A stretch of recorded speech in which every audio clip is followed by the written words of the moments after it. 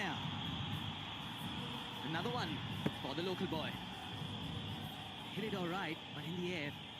But what a catch. This is an absolutely brilliant catch. Managed to get...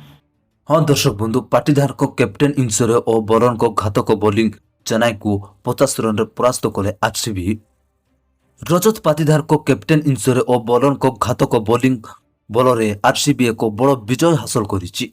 Chennai super king को 50 run परास्त करी RCB लगातार run करिथिबा बेले अन्य कोनोसी खिलाड़ी बड़ स्कोर करि पारि नथि। 197 रन विजय लक्ष्य नहीं पड़िया को ओलाइबा चेन्नई को आरंभ ही बड़ झटका लगिथिला।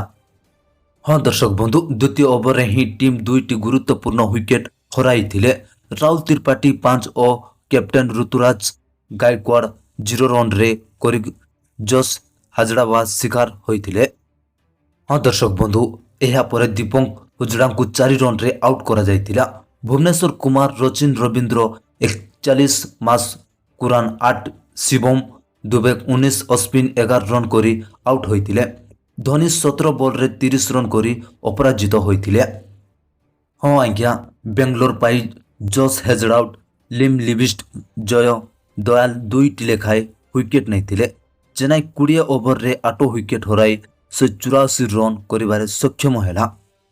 अधिनायक रजत पाटीदार को सर्वशत और शेष ओवर रे टीम डेविंग को चमत्कार बोलिंग बलरे आरसीबी स्कोर बड़े 196 रन लगाइथिला।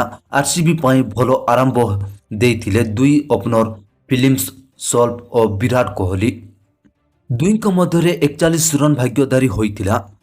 45 रन फील्ड सॉल्ट व्यक्तिगत 32 रन आउट होइथिले। तांको परे देवदत्त पाटिल 37 विराट कोहली 31 दिमाल लिविस्टन 10 जीती शर्मा 12 रन करी आउट हुई। हाँ दर्शक बंधु आरसीबी पाई कैप्टेन रजत पाटीदार को सर्वाधिक 51 रन करथिले। शेष ओवर टीम डेविड 3 विकेट छक्का मारी व्यक्तिगत 22 रन करी अपराजित होइथिला। Bureau report Odisha cricket.